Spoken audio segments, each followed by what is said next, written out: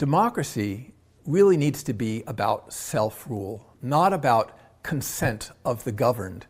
That's the fact is that representative systems that we have with elections create an oligarchy of, it's 5/1000ths of 1% of the population get to make the laws. And because they get re-elected over and over again, it's that small political class that really is in power. And the rest of us, maybe we get to vote every couple of years or something like that, but it's really pretty much a token gesture because elections, if you have one vote out of millions, you're not going to change the outcome of the election. And so economists refer to that as rational ignorance, where people don't bother to learn about the issues or the candidates because they don't have any say really in those issues or those candidates. So as a legislator, I realized that there were what I call electoral imperatives. And these are the things that politicians feel that they have to do because the most important thing, if you're a politician, is to get reelected or to get your friends reelected. And so they are willing to do all kinds of things that might even seem unethical to ordinary people, but they justify them. Now, I'm not saying that all politicians are horrible. There are some wonderful people who are in politics.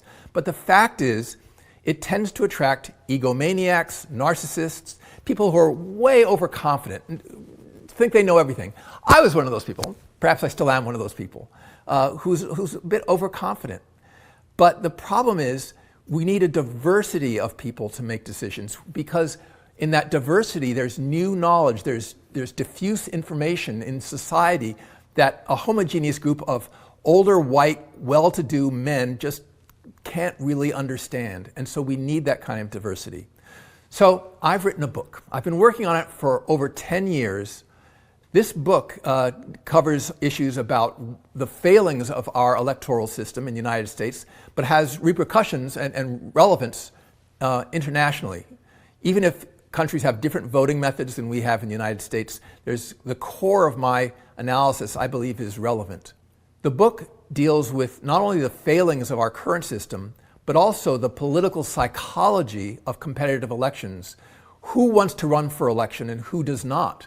My next door neighbor, a sweet, wonderful older woman who is so civic-minded, goes to all the community organizations, but she's the kind of person who would never dream of running for office. So most people, most good people who are civic-minded are excluded from lawmaking because of the filter we have of this election process. Now, this method of having democratic lotteries to randomly select ordinary people to make decisions in a deliberative process, political scientists refer to it as sortition.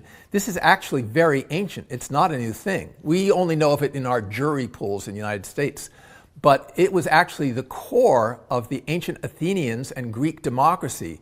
They had an assembly, which we all learned about in school, but the fundamental defining characteristic of the Greek democracy was the fact that they randomly selected the people to be on all the juries. They randomly selected the Council of 500, which set the agenda for the assembly.